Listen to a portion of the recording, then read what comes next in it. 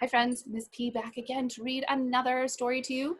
I'm going to tell you again every time I do this. I'm always going to tell you how much I miss you, how much I miss seeing all of you. I miss teaching. I miss being at the Baker School. I miss my alarm clock going off in the morning. Whoever thought Miss P would say that?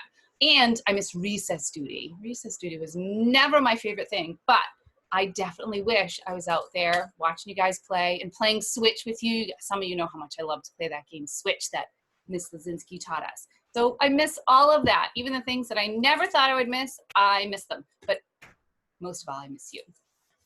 All right, so I'm going to read this story to you. It is called A Dublin Fairy Tale.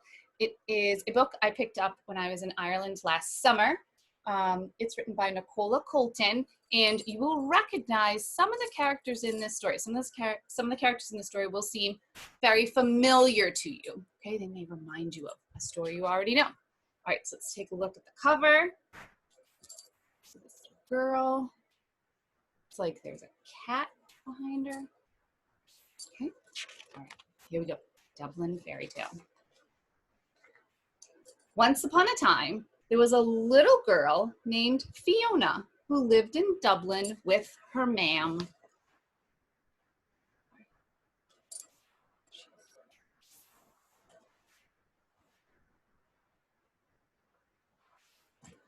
Granny is sick, said ma'am. She needs her special witch's brew to make her feel better. Will you go to the witch's market on Moore Street and buy the things she needs to make it? Then you can take them to Granny's house. There's Fiona and her ma'am. Her ma'am is her mother. Take this map and follow the path I've drawn on it, ma'am said. Don't get delayed along the way.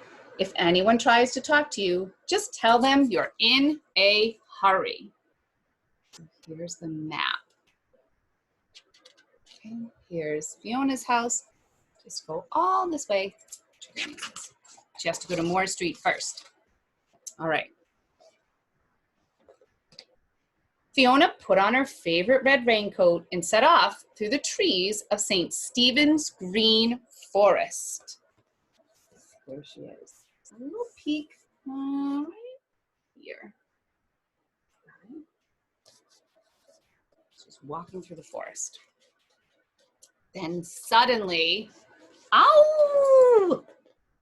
Two of the trees weren't trees at all, but the big legs of a giant. Fiona was very afraid, but said in her bravest voice, I can't stop. I'm in a hurry. Came across a giant. The giant looked at her sadly and pointed to his foot. I'm sorry if I startled you, but I seem to be caught in a thorn bush. Well, maybe I can stop for a minute, Fiona said, as she freed his foot. Oh, thank you, said the giant.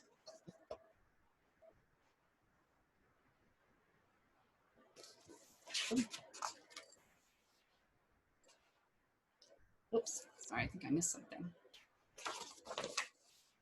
Oh, thank you, said the giant. And Fiona continued on her way past Trinity College of Sorcery. There she goes. Oh, and there's that guy again.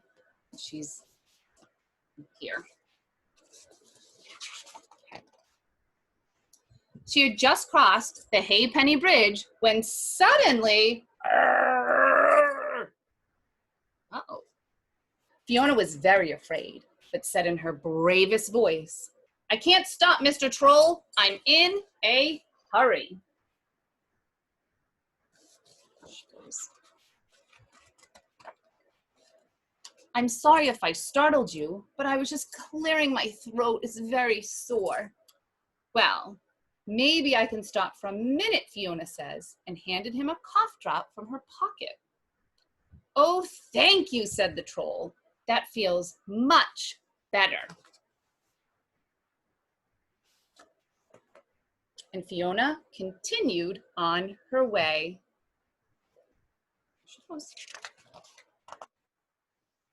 She had just reached the spire when suddenly, ah! Fiona was very afraid, but said in her bravest voice, "I can't stop. I'm in a hurry." Boy. Think this one has a problem too? "I'm sorry I startled you," said the dragon, "but there's a pigeon beside you and I'm terribly frightened of them." "Well, maybe I can stop for a minute," Fiona said, and chased the pigeon away. "Oh, thank you," said the dragon, and Fiona continued on her way. There's the dragon around the spire. Fiona reached the market and was amazed at all the things for sale. She bought everything she needed, but then suddenly, uh-oh, what's gonna happen? Help! Fiona's yelling now, and there's that guy. What he did, he took her basket. Luckily, Fiona's new friends came to the rescue. "Hey, give back that basket at once. Stop!" I'm sorry, the wolf said. "I just wanted some of your nice smelling cake." "Well, you could have asked," Fiona said. "Come with me to Granny's house and you can all have a slice." That's pretty nice of Fiona, inviting everybody to her grandma's house. Granny was delighted to see Fiona and welcome her new friends. She made a pot of witch's brew for everyone, and they all had a slice of cake. And there they all are, sitting around the table. And that's it. So think about, what did this story remind you of? Girl in a little red coat bringing something to her sick grandmother, and then looks like there's a wolf, right? This wolf grabs her basket. She gets some help from some friends. So this definitely reminds me of a story. I know it reminds me of a couple stories I know actually. There's another story where somebody's in trouble and another creature helps, and then they end up helping each other in the end. They end up returning that favor. I also wanted to tell you, so the places here in Ireland that you can look up, St. Stephen's Green is an actual place in Ireland. It's a really cool park. It's where the giant was. Trinity College of Sorcery is actually just Trinity College. Trinity College has the most beautiful library in it. So if you look up anything, look up Trinity College's library. It is amazing. And Halfpenny Bridge, very famous spot in Dublin, Ireland. And then the Spire is also a famous spot. And Market Street, or I'm sorry, Moore Street, the market on Moore Street is very famous as well. And then the last thing I wanted to show you are these doors here. These are called Georgian doors. They're kind of all over Ireland, and a lot of them are different. So even if you looked up the doors of Dublin or Georgian doors of Dublin, you would see some really cool doors, which might sound funny, but they're pretty beautiful. All right, so that's it. I hope you enjoyed the story. I hope it reminded you of something, and I hope it made you at least smile. All right, so that's it, friends. Good night. I will see you all soon. Bye.